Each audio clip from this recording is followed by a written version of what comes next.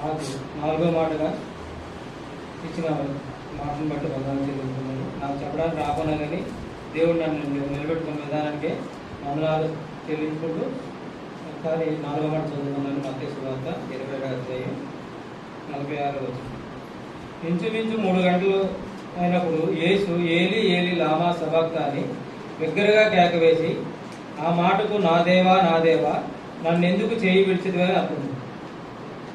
చేయి విడుచడం అంటే ఎడబాటు దేవుడి నుంచి యేసుక్రీస్తు వారి నుంచి తండ్రి నుంచి దేవుడికి ఎడబాటు జరిగింది. ఆ సమయంలో దేవాది దేవుడిని ఈయన యేసుక్రీస్తు ప్రభు గారు అడుగుతున్నారు, దేవా నా చెయ్యి ఎందుకు ఇడుస్తున్నావు. అప్పటి వరకు తండ్రి కుమారుడు ఇద్దరు కలిసి ఉన్నారు.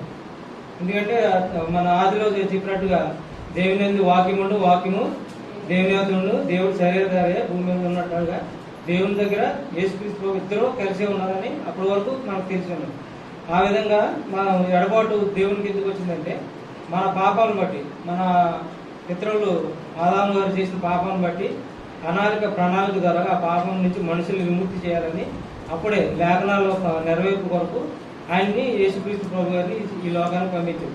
ఎంతోమంది ప్రవక్తల ద్వారా లేఖనాల్లో రాయబడినట్టుగా యేసుక్రీస్తు ప్రభు గారు రక్షకుడు, నేడే రక్షణ వచ్చిందన్నట్టుగా పుట్టుగా కూడా యేసుక్రీస్తు వారికి యేసు అని పేరు పెట్టారు. అంటే రక్షకుడు అని అర్థమని అప్పుడు లేఖనాల్లో చెప్పబడింది. మరియా కన్యని గర్భం ధరించి ఆయన పాపం లేనివాడికే ఈ లోకానికి వచ్చాడు. మనలో ఎవరు పాపం లేదని ఎవరు చెప్పలేము. ఎందుకంటే లేఖనాల్లో అలా లేదు. మనం అందరూ పాపం చేసి దేవుడు అనిపించిన మహిళను పొందలేకపోతున్నాం. ఎందుకంటే మనం అందరూ పాపం చేశాం. ఆ పాపం నుంచి యేసుక్రీస్తు ప్రభు గారే మనం రక్షించాలి. అప్పుడు అక్కడ కేకయ్యగానే అలా ఏమనుకున్నారంటే ఏలిని పిలుస్తున్నారు అనుకున్నారు. ఆయన మాట్లాడిన భాష అరబిక్ భాష అని బైబిల్ గ్రంథంలో సేవకులు ఎంతోమంది సేవకులు చెప్పి ఉన్నారు. అరబిక్ భాష అక్కడ ఉన్న వాళ్ళందరికీ అర్థం కాక ఇబ్రూ మాట్లాడేవారు, గ్రీక్ మాట్లాడేవారు. అరబిక్ భాష దేవుడికి అన్ని భాషలు వచ్చు. ఆ భాషల్లో నా దేవ అంటే ఏలి అంటే దేవుని ఏలిని పిలుస్తున్నారేమో, ఈ సిలువ నుంచి ఆయన్ని రక్షించమని పిలుస్తున్నారు, ఏలి వస్తాడని అనుకున్నారు. కానీ కాదు. అప్పుడు ఆ కేక వేయగానే ఏంటంటే అక్కడ 3 సంఘటనలు జరిగాయని బైబిల్ గ్రంథంలోనే రాయబడింది. కమ్మ చీకటి అంటే మన అర్ధరాత్రి వేళ ఎలా అయితే చీకటి కమ్ముతుందో 3 గంటల వెళ్ళప్పుడు చీకటి కమ్మేస్తుంది తెలుసులేమంతా. అదేవిధంగా భూమి బండలు బద్దలైపోయింది అంటాడు. అదేవిధంగా దేవాలయపు తెర చినిగిపోయింది, 2గా చీలిపోయింది.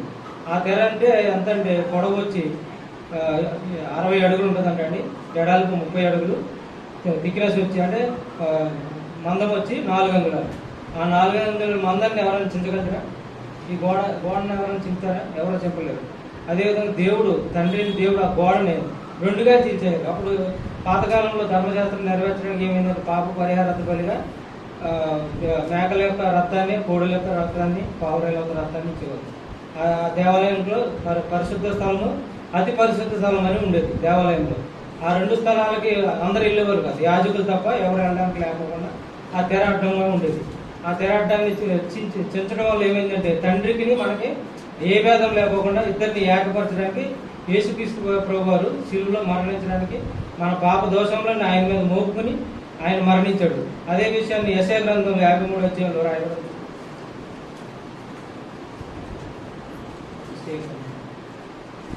53:5వ వచనం.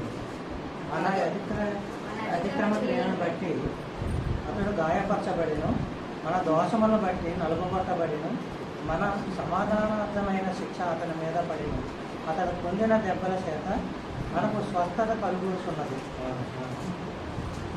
మన అతిక్రమాలను బట్టి అంటే మన దోషములను బట్టి మనం ఆయన మీద మోపడిందంట. ఆయన ఆయన పొందిన దెబ్బల చేత మనకు స్వస్థత కలుగుతుంది, మనకు సమాధానం వస్తుంది.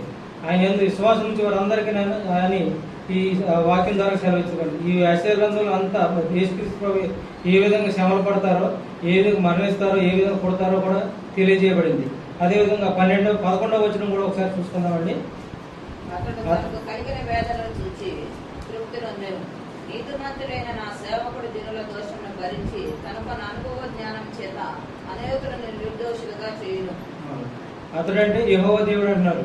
ఆయన శిక్ష అంతా ఆయన మీద మోపడానికి ఆయన తృప్తి ఉందంటాడు. ఎందుకంటే ఒక్కల వల్ల ఇంతమంది రక్షించబడుతున్నారని ఆయన తృప్తి పడుతున్నాడు. ఎందుకంటే ఆయన ఒక్క రక్తం వల్ల యేసుక్రీస్తు ప్రభు రక్తం వల్ల అనేక మంది లోకంలో జీవించిన ప్రతి ఒక్కరునైనా ఆయన రక్తం వల్ల రక్షించబడతారు. అదేవిధంగా యేసుక్రీస్తుని అంగీకరిస్తే, అంతేగాని అందరినీ రక్షించలేదు. యేసుక్రీస్తుని వెంబడించే వారికి, ఆయన చేసిన పనులకి, ఆయన మన ప్రవర్తన అంతా సరి చేసుకుని ఆయన విశ్వసించే వారందరికీ ఆయన అనుభవ జ్ఞానం చేత నిర్దోషులుగా చేశాడంటాడు.